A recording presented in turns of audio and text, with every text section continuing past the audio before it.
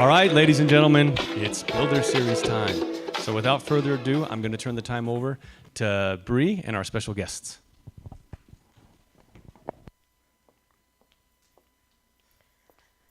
Guys, welcome to RevU. Thank you for being here again. So good to see you.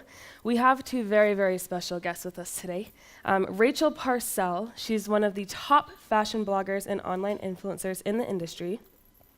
She was able to successfully grow her blog, Pink Peonies, and is best known for her high conversion rates and selling power. This became apparent when her self-titled clothing line sold out within hours of launching. Rachel is the sole marketer, and the brand continues to secure marketing campaigns with some of the largest brands in the nation, including Amazon, Nordstrom, and Procter & Gamble. Drew Parcell is an entrepreneur and businessman. He has successfully started and run several companies in the construction, contracting, and insurance industries. Let's give it up for Rachel and Drew.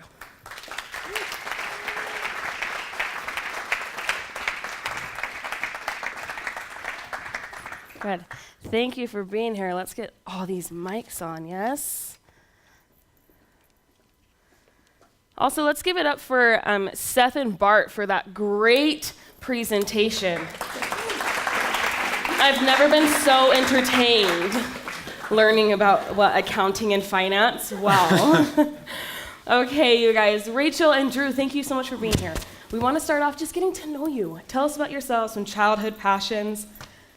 You can go. Well, first, thank you for having us. It's so fun to be here. Do you want to start? Sure. Well, we're the Parcells. I was born and raised here in Orem-Provo area. Got a couple of my family members here as well. My father was a contractor developer, so I kind of was raised up in that field, and that was forced when I was 14, sweeping the houses and cleaning and manual labor. But then me and Rachel met at UVU, 9 years ago now? Yeah, 9 or 10. 9 or 10 years ago. We have two beautiful little children, Isla Rose and Jackson, with a lab. A lab. Dash. Yeah. Dash. Yeah. Love it. Gotta have a family dog. Okay, perfect. And I saw that you guys recently moved into the dreamiest home ever. Thank you. Ever. Can you tell us a little bit about the designing process, building that, and kind of your teamwork on that project? Yeah, so Drew built that house. So when I met him, we moved into a house in South Provo, and we actually, we didn't really move into the top of it. We moved into this little basement apartment portion of the house. We were just poor college students. And I swear it was like infested with spiders. Oh, girl. So when we were looking for somewhere to live, we were both going to school. He was in the entrepreneurship at UVU, and I was studying communications. And I was like, well, let's go to a cute townhome, like somewhere cute and new up in Orem. And he's like, oh no, we are going to rent this basement that I actually built. He's like, I was the framer on this job before my mission. Wow. And then I used that money to pay for my mission. So while we were engaged, he would get his Kubota out. He dug out the basement. So then there was a separate entrance, and built our little basement apartment that we moved into. Wow. So we bought the house, but we rented out the top, so that would cover the mortgage, and then we just lived in the tiny basement with all the spiders for over a year. Sacrifice. Yeah, so we got, getting through college. I just think that was a testament to we're creative and scrappy, and we make things work, and we just got creative with our living situation. So that's kind of how we kicked off. I thought it was amazing, but He loves the spiders. Yeah. Okay, I love that. And the creativity carried on through, because after you guys got married, you kind of started a blog, yes, Pink Peonies, to just document and journal your family's life, to share with your family, yeah? Yeah. And then things kind of took a different turn. Can you tell us a little bit about that? Yeah, so he was in his last semester at UVU, and I was going to school. Before we were dating, I was on the dance team at UVU, and I was going to school. So I wasn't working at the time, and I was luckily on a scholarship there, which was really nice. But once we got married, I decided to not do the dance team anymore. Right. And so Drew was like, well, you should start looking for jobs. And I was like, well, I'm going to school full time. That's my job. And he's like, well, we have bills to pay. Like, you need to get a job. So I applied to several. Adulting. Yeah. Dang it. Yeah, It's so real hard. life hit. I So feel I it. applied to several. I think I applied to like be a waitress at Happy Sumo. I applied to Nordstrom. I didn't get that job and I was devastated, but I found out later down the road it's because they had plans to close down that RevUniversity, Nordstrom. Nothing against you then. Yeah, so I was like, okay, so I'm we're not in the going to clear take there. that personally. They weren't doing any new hires. Perfect. And then I really couldn't find anything that worked with my school schedule, so I just started working for my grandpa part-time, so I could just juggle all of that. And while I was like working at my grandpa's office, I started this journal blog so this was back in 2010, maybe 2011. So there was like Instagram wasn't a thing yet, Facebook was really popular, and blogging was becoming really popular. And in our community, we're encouraged to keep journals. And so I thought, okay, great, I'll keep this journal as a way to document our first year of marriage and like a fun little hobby while I'm going to school and working. So I started that, and a few months later, we got a call from the editors at Utah Valley Brides magazine. And the editor called and said, hey, we'd love to meet with you and Drew. We'd love to do an interview because we want you to be featured in our spring issue, and then we also want to put you on the cover. So we did that. We met with them. They interviewed us, shared that online, and on my Facebook profile, there was a link to my little journal blog, and I really just shared, I shared all of our wedding images. I shared what we were doing on the weekends, if we took any trips. I was blogging maybe 1 to 3 times a month. Right. Just about personal things. I'd never heard of a fashion blog. Blogging is very well known now, but at the time, no one knew what it was. It was so new. So once that article ran, I started having girls from Utah County and Salt Lake County they would look me up on Facebook, and they would see that little Blogspot link to my blog, and they would click on it, and they would go and read, about our wedding and about what we were doing on the weekend. So they kind of like started feeling this personal connection. And I noticed I was getting questions from these girls. I love your lipstick. What shade is that? Where'd you get it? I love your earrings. I'm going to New York next month, and I love those Nikes you have on. Can you share the exact style number you got, because I want to get them for my trip? So I started responding to these comments, and I just noticed that these girls from around Utah were really interested in what I was wearing more so than, what we were doing on the weekend, what trip we were going on.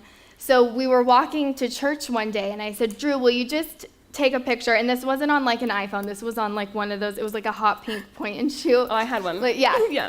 Remind me, we were 20 minutes late to church, so I was also like, no, Yeah, we're he's not like, taking no, any let's pictures. go. I'm like, no, I need you to take a head to toe shot of my outfits, because these girls wanted to know, they're going to ask me where I got my shoes and my dress, and I just want to be able to link share where I got all of this on my blog. And he's like, probably rolled his eyes and was like, okay, stand there. Like, this is so weird that I'm taking a full body picture of you. Were those the thoughts? Yes. Yep. Yes, picture taking right, wasn't okay. as like a thing as it is now. So we did that and shared it, and then I was on my Google Analytics one day. I think I was in class board, so I hopped onto my Google Analytics, and I saw that I was getting a lot of influx of traffic to my little Blogspot website, and I noticed most of it was coming from Pinterest. So at this time, this is when Pinterest was like the thing. It was new. Yeah. Everyone was on it, pinning to all their little boards, especially their wedding boards. Yes. They'd have like their wedding inspiration board or their outfit date night board, where they would keep all of these ideas and inspiration. So they would say a girl from Utah pinned that outfit that I wore to church on Sunday, or one of our wedding images. Her friend in Texas saw it. It like alerts who you're following. Right. And if you click back to the image, Pinterest links back to the main source, the first source of that image. So it just kind of started this ripple effect where the Utah girl would pin it, her friend in Texas would see it and pin it, and then her friend in California would see it and pin it, and her sister in Canada saw it and then would repin it. And it just really started this influx of traffic.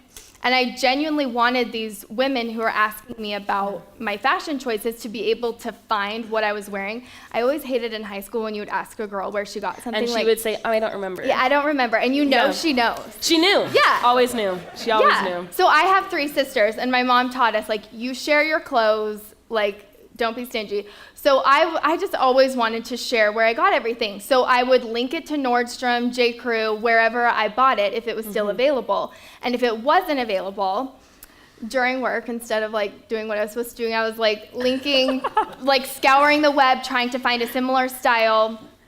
Shortly after, I had an affiliate network called Linkshare reach out to me. I had never heard of it. And I asked Drew, I said, Drew, have you heard of Linkshare?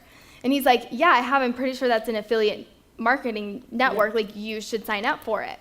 And I was like, well, they reached out and said that I'm selling things to retailers that I'm linking on my blog, but it almost sounds like a scam. Yeah. And he was like, give me that. So he like looks it up. He like got it already on the network. And he's like, and while we're at it, let's add Google ads to your blog too. Let's just see what happens. And I was like, I don't know. Hey, Drew, okay. Drew coming in clutch now. Now he's coming in clutch. Yeah, he's like, let's add Google ads. And I'm like, I don't know. I feel like that might cheapen the aesthetic of the blog and like the look of it. And he's like, no, let's just test it out. So we added Google ads to the blog. And then I signed up with Linkshare shortly after Reward Style, which is now the preferred affiliate network amongst bloggers and influencers. They reached out and said, we're noticing sales from what you're linking. Sign up. And at this point, I kind of saw an opportunity, like something here is working. Yeah. I'm going to jump on it. And I was going to UVU. My major was communications, and I just wasn't loving it. Like, I wasn't passionate about it. And I'm a really creative person, and I just felt like I wasn't getting what I was wanting out of the classes. So I went to the counselor's office and I met with them, and they like gave me the brochure of everything that, you know, I could see. And at the time, like, I had danced my whole life, and my sister was doing communication. So I just kind of was like, okay, I'll just follow in that path. But I really wanted to find something that I loved and was passionate about, because I knew that there was the possibility of me doing something. I've always been entrepreneurial. I've always wanted to start a business, but I just felt like I needed to change courses. So I switched my degree to graphic design. And so I started taking like all the prereqs, which was like photography, you learn the whole Adobe suite, all of just amazing classes. And I was just thriving. I loved it. I was so passionate about it. And when I was doing all of that, I learned a little bit about coding and like the back end of Blogger. I learned, you know, how to create my own graphics. So from there, my blog was called Rach and Drew. From there, I switched it to Pink Peonies, which is my favorite color and favorite flower. That was kind of the flower that was the main flower at our wedding. So I switched it to that, and I started. Drew and my mom would take these head-to-toe shots. I started using those affiliate networks and started something. Some pictures of those. I know we should have found pictures. Because those were good. Those were the best. Those are the golden ones. Yeah, the those are the winners. Were really cheesy. The outfits, hot pink lipstick, it wasn't good. And so I started doing all of these things, which at the time was like unheard of, especially in Utah. And I coded in my graphic header on my website, changed the domain name, like went on GoDaddy and bought pinkpeonies.com for like $10, and just kind of like started, you know, I saw an opportunity and just started researching and playing around with it. I had no idea where it would go to, but I was just exploring, and my sister called me and she was like, hey, I noticed that your blog has this like logo on it that says Pink Peonies, and then you just posted a bunch of pictures of your outfits. Did you get hacked? Yeah, she's like, what are you doing? She's like, why are you posting pictures of yourself? Yeah. She's like, why are you posting pictures of yourself? Like, this is so embarrassing. And she's like, and everyone from high school is calling me and being like, what's Rachel doing on her blog? I'm so confused. And I was like, well, there's this thing that I've discovered. There's women all over who are following me. They ask me about my fashion choices, and there's something called a fashion blog. And she's like, wait, what? So the women on the coast were doing this, like in LA and New York. Right. There were these personal style journal blogs. And so anyway, I was just like, you know what? I'm going to do it. I didn't really care that people were laughing at me or that they were like, what is this chick doing? This is so weird. And then a few months later, I was in the top 10 earners of those affiliate networks. And they were surprised because there were some bloggers on the coast that had millions of followers. And I had like, I don't even know at this time, I wasn't even to 100,000 followers yet. But I was selling more. Like I was really connecting with these women. I think, they were used to seeing like the glossy magazines and a model wearing these clothes, where now they're seeing a real woman in their community who like has a similar budget that they do, and they can afford the same type of clothes. And then they had all that backstory through all my journaling. They really like gained that personal connection with me. And so what I was sharing, they were shopping and buying, and that's really how Pink Peonies turned into a very lucrative and successful business. So some of the largest brands in the nation, in the world, started allocating marketing dollars to go to these bloggers because they were driving so much traffic and sales. Like what they were doing was really powerful. That's really cool. So as you started building that brand and you started noticing that your following was so loyal and they had built with you and they were still with you and they were buying and you had bigger numbers coming through than these other bloggers who'd been doing it for so long, what advice would you give as you've gone through your whole brand building and finessing process? What advice would you give to other entrepreneurs who are building a brand for their business? What would be your advice to them? I would say look for opportunities and take those, and don't be afraid. So I was loving my major at UVU with graphic design, and my blog was taking off, and the owners of Down East Home, which is in Salt Lake, they're really successful. I mean, I'm sure most of you know Down East. They called me and they said, hey, we would love to meet with you. And it was the executives. It was like the CEO, the CFO. I went in and met with all of them. And they said, we want to hire you to be an assistant designer and our jewelry buyer. And I looked at them and I said, I'm still going to school. I'm not in fashion merchandising. I'm not going to school for fashion design. I'm going to school for graphic design. And I have like 2 or 3 years left. Like, why are you even considering me for this position? I didn't even apply. They reached out to me directly. And they said, well, we've read some articles on you. We've seen your blog. We know that you can connect with an audience and you know what consumers want.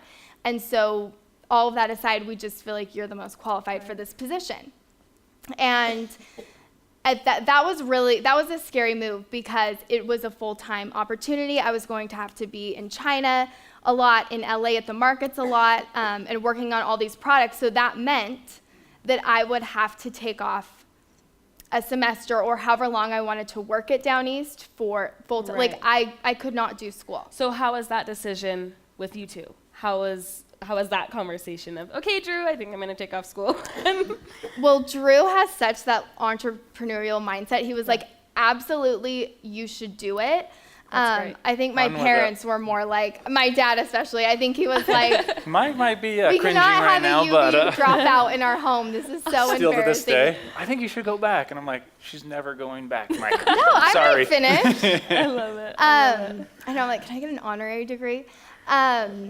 So that was really scary, but kind of going back to my childhood, I loved fashion. I took sewing classes. I would go to Joann's and buy like drapery fabric and sew skirts. One of my very first blog posts that I did after I decided like maybe I could make this into a business, I sewed a skirt and designed it, sewed it myself, and I was like, oh, I have these women who are looking in on my blog. I'll sew these skirts and I'll like custom make clothes for women. And so I sewed it. Mind you, this skirt that she sewed, it's framed in our house now, her Yeah, first one, but I think it cost us like $800. And I'm like, there's not much margin here, hon. It didn't cost $800. I did have to go buy a new sewing machine because my sewing machine that I pulled out from middle school was broken. So that factored into the cost of the skirt. But then I had a friend, she was like, I love your skirt, I want you to make it for me. And she sent over her measurements and I tried to do it. I was like, I literally drape it on my body, like you'd have to come in and I would have to have you here. So then I decided, okay, that business idea is not going to work. I'm just gonna keep going with the blog. But now cut to, I have this job opportunity at Down East. I wanted to do graphic design. I wanted to have my own firm, do wedding invitations, wedding design, and build a Baby business bows. around that. Yeah, that was another business idea. I had lots of business ideas. So that's kind of like where my path was headed. I was really passionate about it. I was loving it. I really felt like I was thriving in all my classes, but I had this huge opportunity. Right. And I took a huge leap. I mean, I had no idea what I was doing. I was worried that I was going to get to, this new job on the first day and they'd be like, oh, wow, she really doesn't know what she's doing. We're firing you. And now I've taken off a whole semester of school. Yeah. Like, it was very intimidating, but I saw the opportunity and, how much growth I could have and how valuable what I would learn, like coming into this company, could bring. So I did it. I took off from UVU and I went and I learned product design, which completely helped me with this journey now. So I got to go to China and do all these things. But I would say you really have to look for opportunities. Again, going back to the blog when it was just my journal blog. I think, I was on the forefront of being one of those bloggers that started documenting their style and signing up for the affiliate networks and really trying to create a shopping audience. And even though it wasn't the norm and it wasn't something a lot of people were doing, I just tried it. Like I tried so many different things. I had a hair bow business, and then I was taking old vintage lamps and putting coffee filters on them, so then it made them look like really pretty and like white and fluffy, like kind of shabby chic. And I thought maybe I would sell those. I tried so many different things, and then there were a few things that stuck out of the 15 that I tried of all these ideas in my mind. But I wasn't afraid to fail, and I failed at all those other businesses. And if I even saw like the slightest opportunity, I would really jump on it and take it and see where that would lead me. Okay, sure. To add on to her question really please do. quick, because I think the biggest thing for Rachel too is passion. When she wants to do something, when she is excited about something, like watch out, because like she's doing it. Like get on the bandwagon because we're going to do this, and it's the passion along with the opportunities that she's found and going forward and taking advantage of those. And that's so clear. The passion and the drive is so clear, obviously, when you launched the Rachel Parcell collection and sold out within a few hours. Yeah. Tell us more. Yeah, Tell us more. so How did that kind happen? of how that started. So I was working at Down East full-time, and I was doing my blog full-time. So I was being paid on affiliate networks. Through what I was linking, I would get like a 10% commission of the sale. And then I started having brands come to me and say, okay, we're going to pay you X amount of dollars to promote this product. And it was running, they're running some ads in Vogue and Lucky and all these different magazines. But then to support that, they would pay bloggers as well to really get that, the consumer sees it in Vogue or Lucky, but then they see their favorite blogger talking about it, who they have a really close relationship with, sale. Like the conversion's amazing. So I started having brands pay me just flat fees to advertise their product. So that was going really well. And as those affiliate networks grew, Reward Style started getting an amazing back end. So I could go onto Reward Style and see all of my analytics of like what I was selling, what products were selling the best, what retailers I was driving sales to, price range. Retailer, everything. Yeah, it was just incredible. So time of the day, everything. yeah, so I really realized like, wow, I have a customer. I have a reader. She wakes up every morning, instead of reading a magazine or, looking at the paper or getting on Facebook, she's going to my blog. And it's a part of her shopping experience. Before she goes on to Nordstrom or J. Crew, she gets inspiration, then clicks, and then shops and purchases. So I'm like, okay, essentially I've created a reader and a customer. And shopaholics. Shopaholics. Yeah, I have a lot band of of shopaholics, husbands come up to me and be like, "You're very dangerous. My wife spends a lot of money because of you." And so, what was I had a point to this. We were talking about, I think I got lost too. Selling out. You sold out Rachel okay, Parcell. okay, Where are we going? so- Here we go. We're back on track. So, I'm recognizing this selling power, and again, I see another opportunity. I scheduled a meeting with my boss at Down East, and I said, I need to either move to part-time or to more of like a consulting type partnership. I can't be a full-time employee anymore because they wanted me in China instead of 2 times a year. They wanted me to go to China 4 times a year, and then it was back and forth from LA like once every other month. And I was making more money through Pink Peonies. Right. So I told him, I said, you know what, this isn't my main source of income, and you're keeping my pay the same, but yet you're wanting me to like Do more. add all these trips, and so I need a bump to part-time. I wasn't ready to leave because I told Drew, I said, when I start something, I want to finish it, and I had only been there for about a year, and I just felt like it was too soon to leave. And then he's like, well, let me break it down for you. This is how much you make a day on Pink Peonies. This is how much you make a day driving 45 minutes to Salt Lake, working 9 to 5, and then traveling back and forth to China. He's like, do these numbers help you? And I was like, yes, that helps me really make a clear decision. Okay, I'm gonna go and continue to build Pink Peonies. Yeah. And when I told my boss that I made more money on my blog, he about fell off of his chair because I think he knew I had this cute little blog. He did not understand it or the power behind it, and he just was so shocked. And so he said, all right, well, let's talk, let's either move you to part-time or have you come on as a consultant. And on my last day, they still hadn't offered me a job yet. They hadn't written up a new job offer. And he was like, I was like, okay, it's my last day. He's like, you're really leaving, like you're done. And I was like, send me a new job offer. And Drew was like, if they give you 1 day of freedom, I'm like, they'll never get one you Monday, back.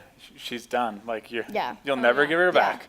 Oh, yeah. So, It was Tuesday. What was it? When did they send you an offer letter? Tuesday or Wednesday? yeah, And so I'm like, so too that was late. on a Friday. And Doesn't then matter. on Monday, I was at Nordstrom. I had a campaign coming up. I needed to buy product. I was used to just buying it online because I was working.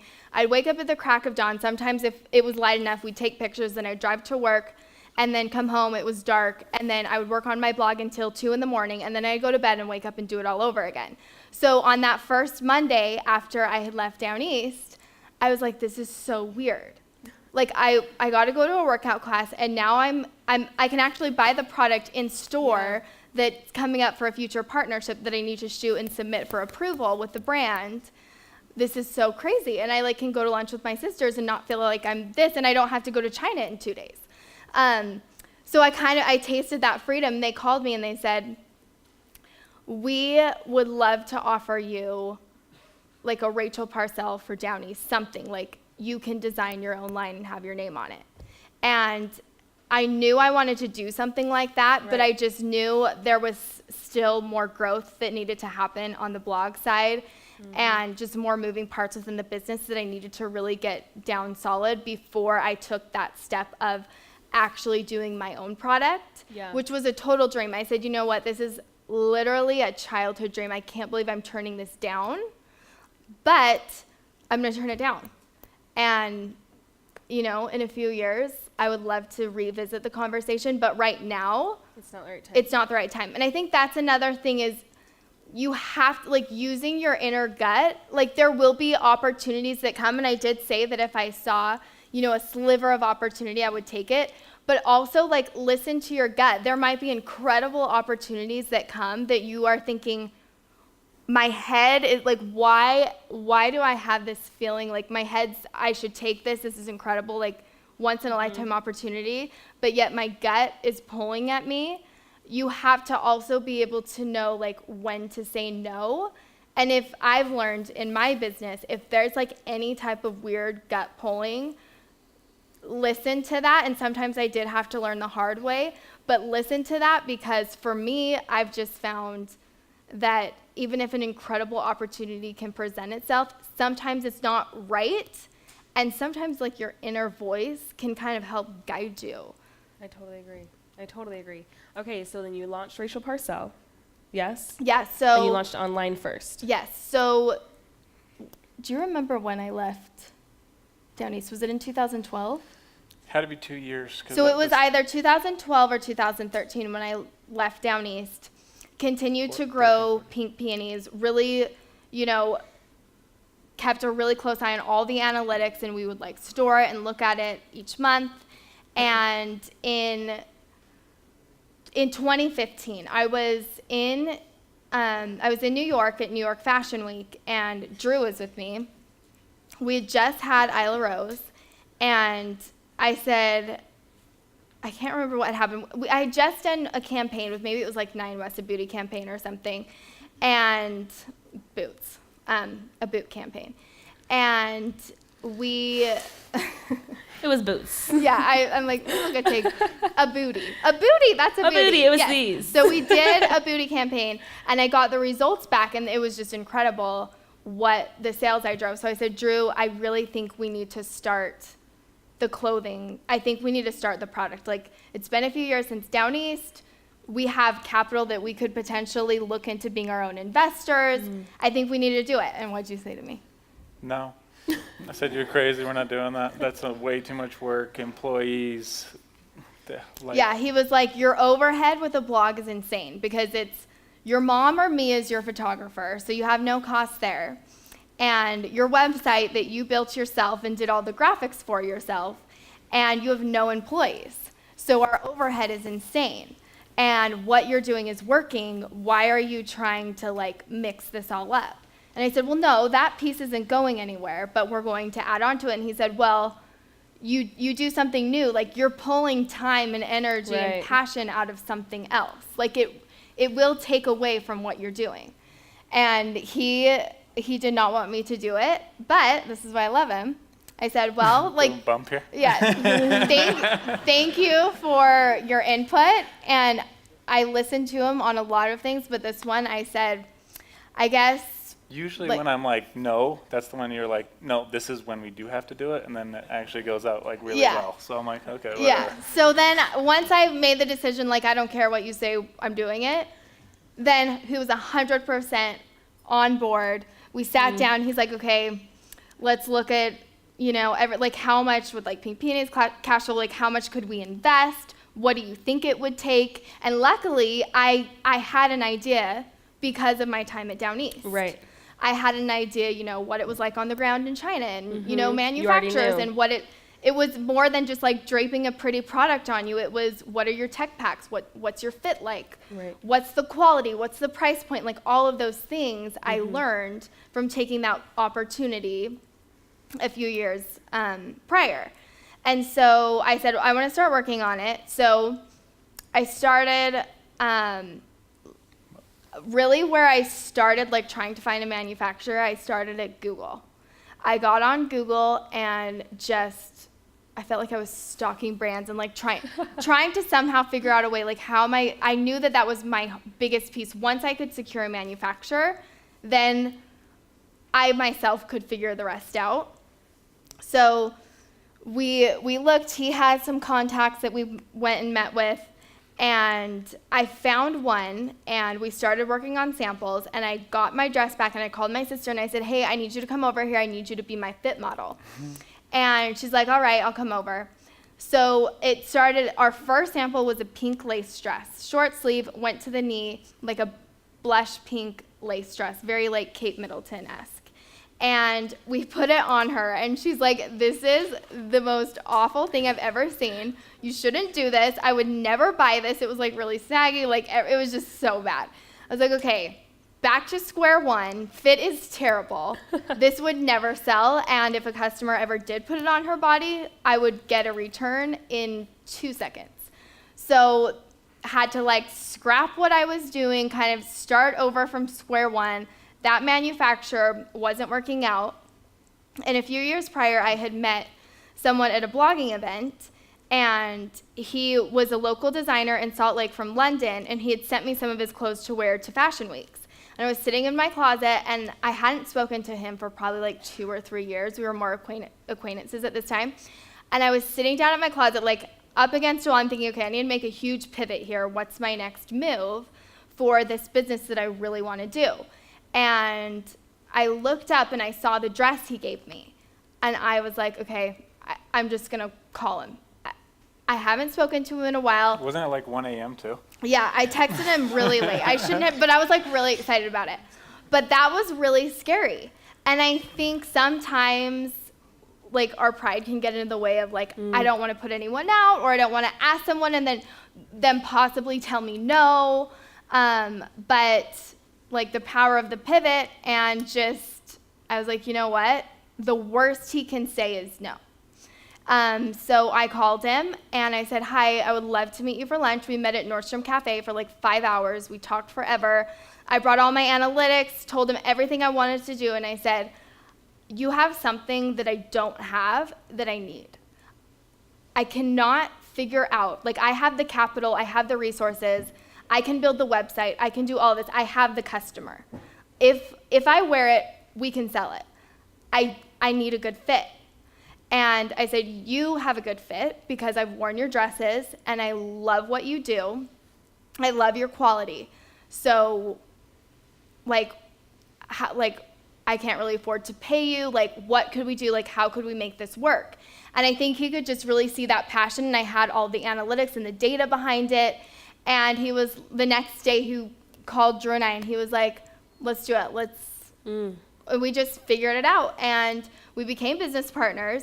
Partnering with the right people. Yeah. Partner with the right people. Very key. But also, like, I hadn't spoken to him in a long time, and we didn't even know each other that well. But it's like, get outside your comfort zone and reach out. And a lot Expand of your people circle. are very, like, more than happy to help. Like, for me, I know in my journey, the people who have been mentors to me and that I've stepped outside my comfort zone and asked for help, a lot of times, like, they are more than happy to do it, but it takes you know, stepping out and reaching out, which can be scary. But again, like, the worst they can say is no. And then you move on, you do another pivot, and you move on to the next resource, or you talk to someone, and maybe they know someone. So it's not cut and dry, and it's not easy. And again, like, I loved how it said, you fall down 7 times, you get back up 8 times. Like, something doesn't work out, or you don't know everything, find someone that doesn't know what, you know, you don't know how to do, because bring them in and have them do it and continue to go. And when you fall down, have someone help you get up and then continue to move forward. Great. So as you guys were kind of looking through people and picking partners and meeting new people, expanding your circle, what were some characteristics and qualities that were really important to you as you brought people into your team? For me, I think it was someone who understood the vision of it and had the same passion that I did for it. And again, like, listening to that like gut feeling you have, I think that's another huge one. But I mean, it's tough. Like, I did a jewelry licensing deal once that didn't pan out. And it was the quality, and I was not the main investor. It was a licensing deal, which from that experience, that's why I said, Drew, if we do it, Like, do we have enough capital that we can be the main investor so we have the control at the end of the day? And so, you know, sometimes you just have to take a risk. Yeah. And sometimes it pans out and sometimes it doesn't. But I would say, for me, it was always like an inner feeling. An inner feeling. What was it for you, Drew? I think it's the same. I think that, well, first of all, you just get on the bandwagon and you say, okay, I guess this is what we're doing. I do my thing, and then when she says, yep, this is it. But I think to go back to your question also with hiring on the right people or partnering with the right people, I think it's just those people that are actually going to be assets for you and not pull you down and not be negative. I think that the Right. world is so negative and so critical that you need a solid team to bring that in and to make your company or your team the best you can. Okay, and so were those kind of the same qualities you look at as you partner with larger brands and people on a larger scale, like Nordstrom or Amazon or brands like that? Yeah. Same kind of qualities? Yeah, and for me on the blog side, you know, I really choose to partner with, and I'm lucky because now I can be very selective with the brands that I choose to partner with, but a lot of times it's brands that I genuinely love and use. Like when Amazon came to partner with us, that was a no-brainer because I'm like, should we look up our Amazon history of what we ordered in 2017 before we secured our 2018 partnership? That was a no-brainer because we genuinely Love use them. Amazon on a Yeah. daily, like that instant checkout that you don't have to add anything. You just add it, buy, It's click, quick. done to your Yep. house. House tomorrow. I was just, you know, I loved it. And then we had a partnership.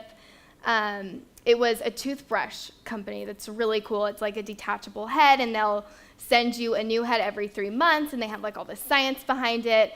And they have one for, it's like a mommy and dad toothbrush, but then they also have matching kids Cute. ones, and it's like a sonic toothbrush. So then the kids feel grown up. So I just loved the story behind the brand and the idea of it. And I'm like, well, send it to me and we'll test it out and see. So they sent it to us. And Isla Rose was like, oh, matching toothbrush with mommy. And it made brushing our teeth so much easier. So again, like that was another, like it just aligned so Right. well. Aligned with some family values too. Yeah, and so you then- mentioned, sorry, I didn't No, mean go to cut you ahead, out. go You ahead. mentioned Isla Rose, and you Yes. also have a son. Yes. Yes. Tell me about the challenges and the successes that you found of balancing kind of family and crazy business entrepreneurial life. What's the balance that you found? Yeah. So I feel like it's still, like I've not figured a system out yet. It's really hard. And when we were trying to get Rachel Parcell collection off the ground, I got a very, like, we were in Italy for the blog side. We were working with Luisa Via Roma, which is an incredible boutique that sells globally. They're based in Italy, and they sent us there to work on a project. And we were like getting all our numbers down, like spreadsheets on the plane, trying to figure out Rachel Parcell collection numbers and all of that. And we found out we were pregnant with our second baby. And Isla Rose was only 8 months old. So here I'm running like like a multi-million one business here, trying to get a new one off the ground. And Drew has all of his businesses, and I'm going to have babies that are 16 months apart. And when I first get pregnant, I am deathly ill. It's like bed 9 months. Yeah. So I'm like, okay, this is, I just secured, we have our manufacturer, I just got Tan on board, so we figured out the fit. I feel like we're on a great path here. It's January, I told Tan, I said, we have to make a spring launch, because what do women want? They want spring dresses. And he's like, not possible, we can't do it. And I was like, possible. We will, huge miss if we can't do it. And he's like, I'll talk to him. So we figured that out. So I'm like, great, we're on a path here. And then we found out in January that I was pregnant, and I'm thinking, when our samples come in, I am going to have a bump. So these women are used to shopping from me like normal body, not pregnant body. And we've done like studies, like I sell the product. If it's on me, it will sell more than if it's on a model. Right. And so I'm thinking, great, we have scrounged up every penny that we have to invest into this business. Drew already told me not to do it. Now he's on board, and I got Tan on board. And when we do our photo shoot, I'm going to have a huge bump, and I don't even know if I can sell this product we've never tested this out. And so that threw a huge wrench in it, but it was a lot of, at that time, I hired a nanny. She came 3 times a week, and it was a lot of like nap time, conference calls, having the babysitter come, and I would go into the office and work, or, we'd sit on the kitchen counter while the kids would play, and my cute business partner would just be like, okay, baby's running everywhere, screaming. My sister would come over. She was our fit model. She would bring her kids.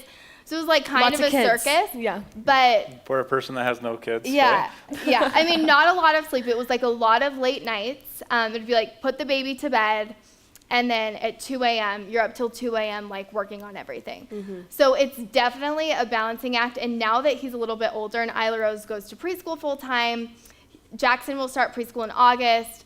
It's gotten so much easier. But there was a point where I was like up to here, and I called my sister, and I was like, I don't know if I can do it anymore. Like, I honestly feel so strapped. I'm so stressed out.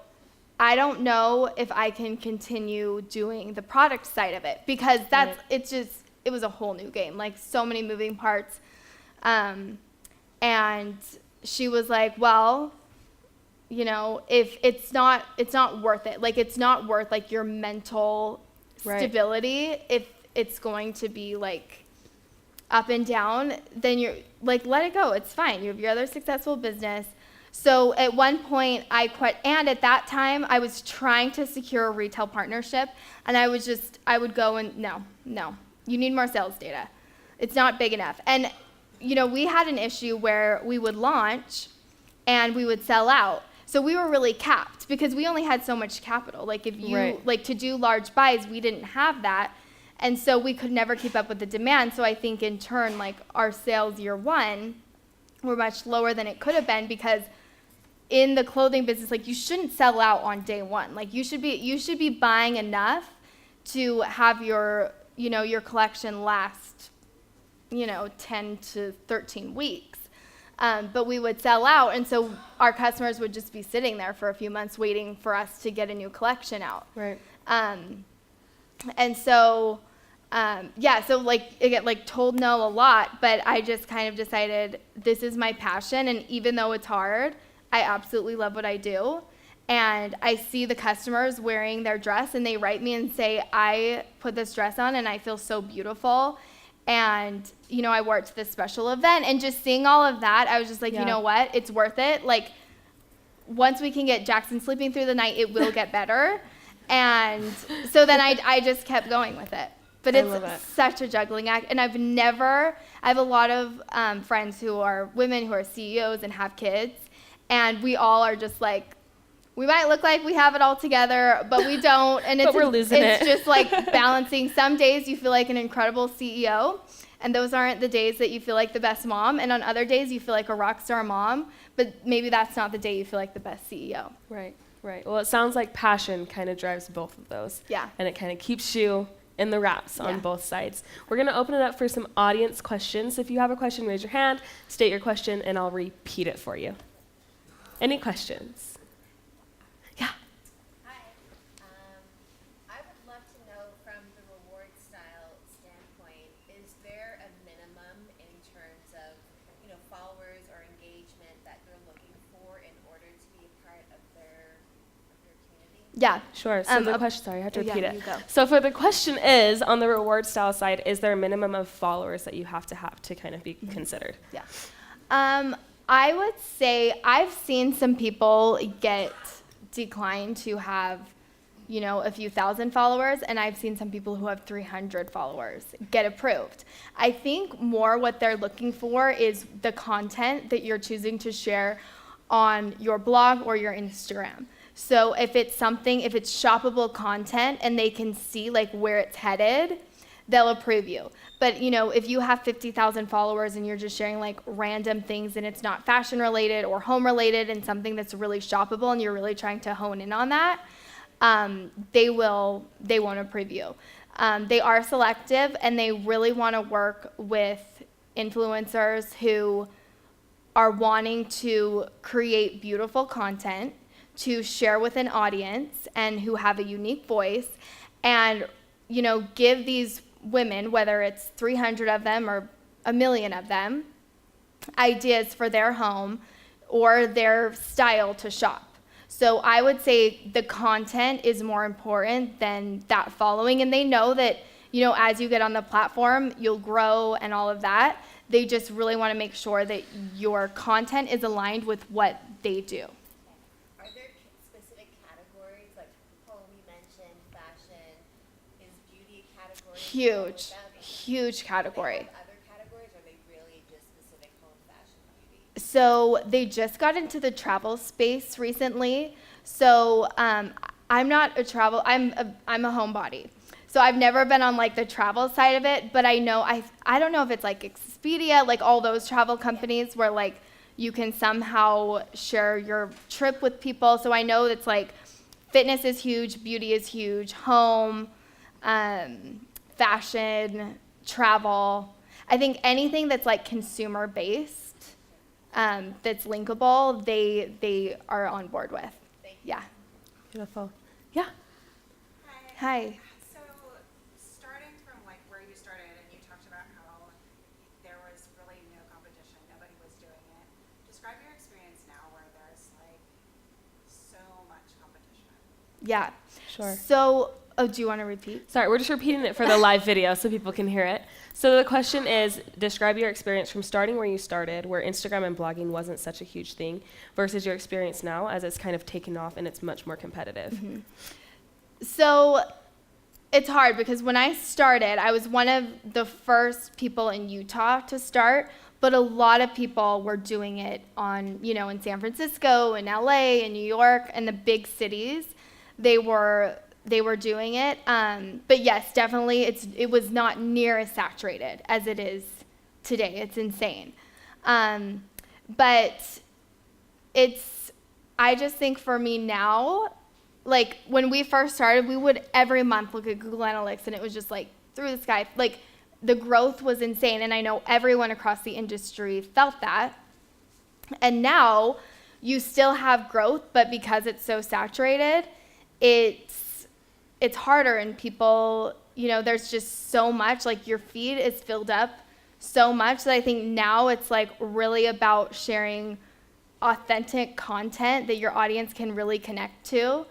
And for me, like I don't even look at the numbers anymore. I just really focus on the women that follow me and like building a very strong relationship with them. I'll get on my DMs and spend several hours a day just responding to them and connecting with them and answering their questions, and I can't get to everything, but I really try to get to a lot of it because keeping that relationship is so important.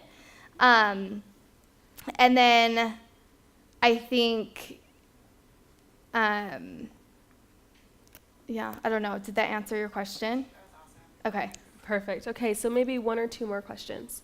Wait, I have one more thing to add to that. Sure. I was like trying to remember what I was gonna say, and then I lost it, and I just got it back. I was up really late last night with toddlers. So there's like this whole movement of, they call it the micro-influencer. So huge, like companies, like that is so valuable because the smaller your audience, the more engaged your audience is. As your audience gets larger, the less engaged they become across the board. That's just how it is. So I think some women are like, oh, it's so saturated. There's so many people out there, and they compare themselves, and they either decide to stop blogging or doing their Instagram, or they just don't start it at all. But brands are really targeting right now those micro influencers who have, from 10,000 followers to 100,000, because the rates aren't as high as someone with, say 1 million plus. And their flat fee isn't as high, but sometimes the conversion can be greater. And so it's huge. Like, don't compare yourself and don't look at following. Like, just really hone in on your audience, because at the end of the day, if you can get data and prove to these brands, like I posted about this backpack and I sold X amount. I love your brand and I think it could have the same results. Let's partner. 9 times out of 10, they will, because they know the amount of influence that you have and the conversions that influencers bring. And so for their marketing teams, like, they love hearing things like that. So that micro influencer is like huge right now, and brands are totally on that bandwagon. Perfect. Okay. One more question, yeah? So about a year or two ago, I went and looked at your blog, and I think I Googled it, and there were some reviews or something, and I started reading some of the comments, and some of the comments were like, you've probably seen, like, some are like really awesome, and then there's like the really like mean people out there because they're like anonymous, whatever. How do you deal with like the naysayers and people like that that are criticizing you or whatever?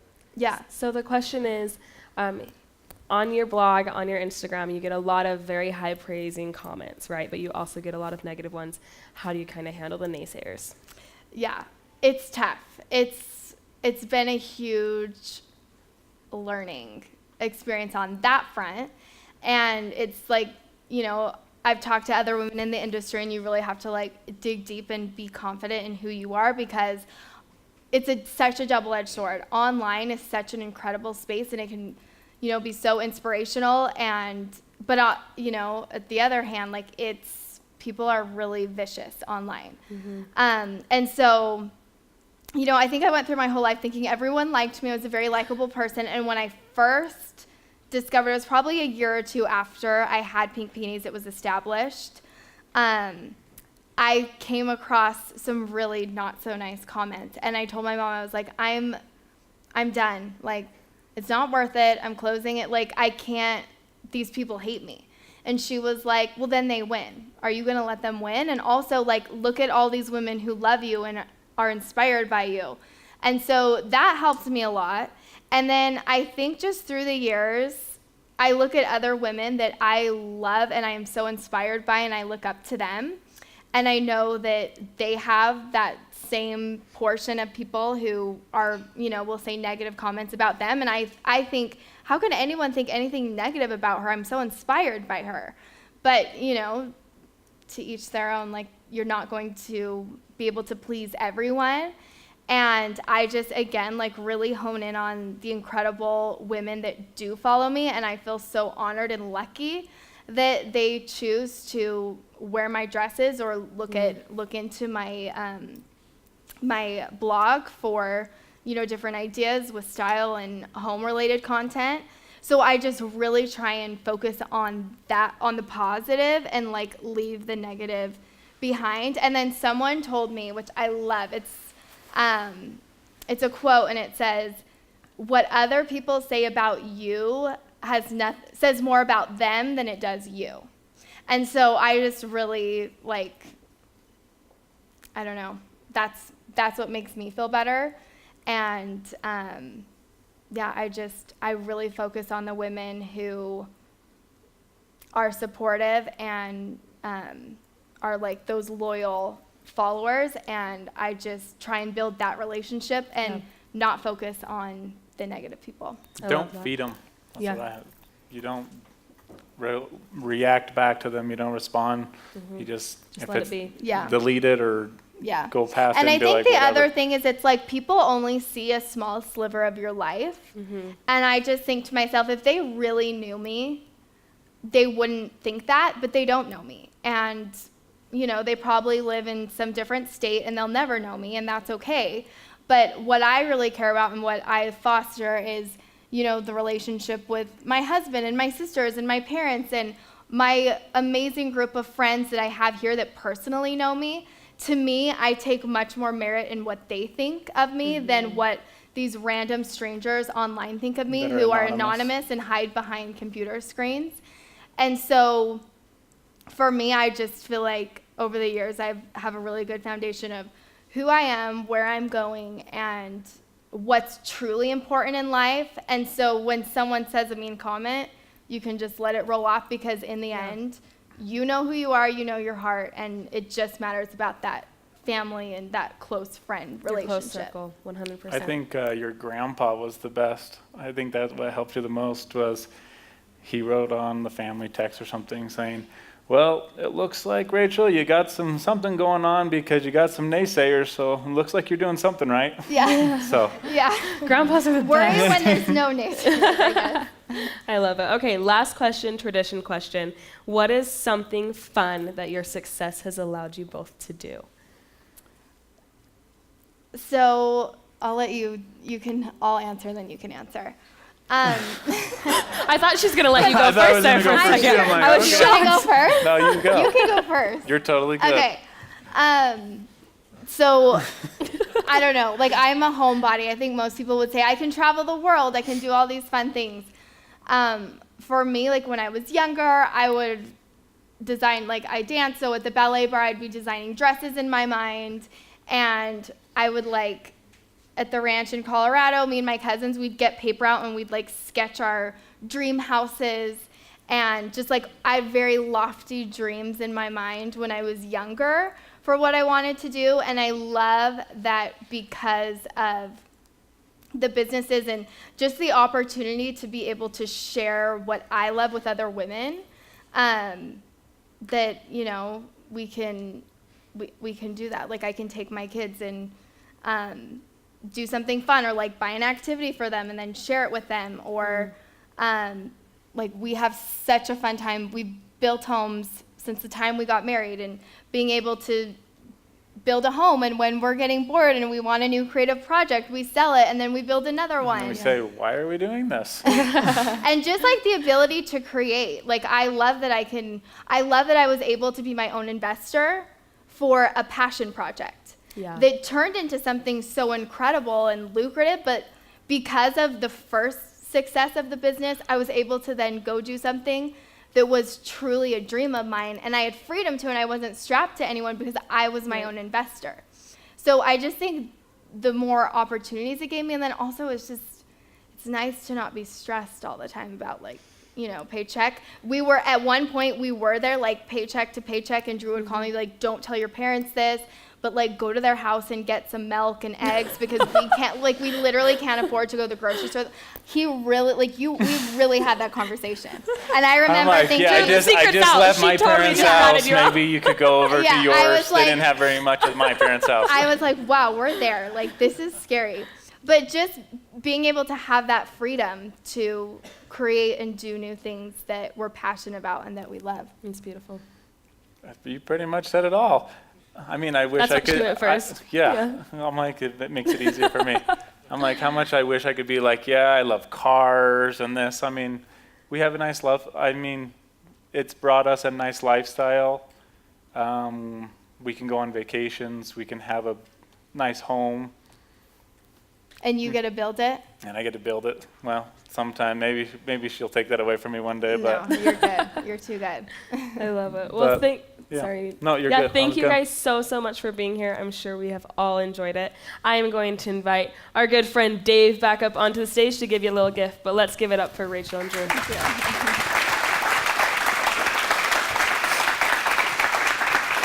If I could quote a movie that I recently saw, "Are you not entertained?"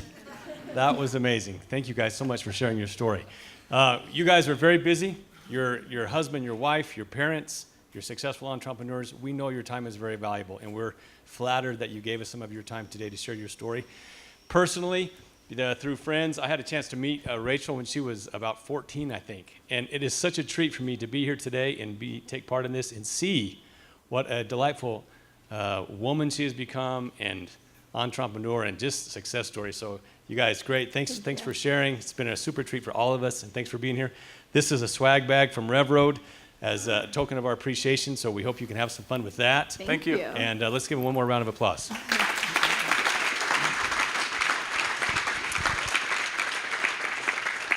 Okay, raise your hand if you're hungry. Okay, hold on just a second, though. We have two announcements, and then I'm going to let you go. Two announcements and an assignment. If we could switch the slide to a video. Where are you going to be the first Thursday of June at 11 o'clock in the morning? Right here. That is a good answer. If you're smart, you'll be back here at RevRoad for our RevUniversity, which again will be June 6th. And I think we have video of the special guest that we're going to have. So watch this. Hi, I'm Robert Bishop. I'm a serial tech entrepreneur. I've started and sold 5 tech companies in my career. Come June 6th, we're going to talk about entrepreneurial things and my experiences, and I'll be happy to answer any questions. Nobody wear a tie.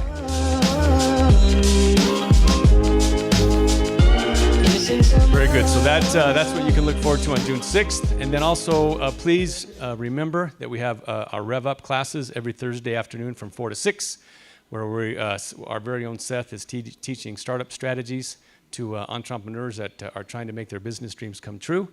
And with that, I think that ends our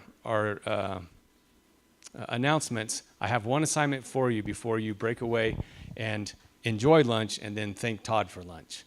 The assignment is, before you go to the lunch line, stand up and introduce yourself to at least one person you've been sitting by, but preferably 2, and start networking. Thanks for being here, and enjoy your lunch.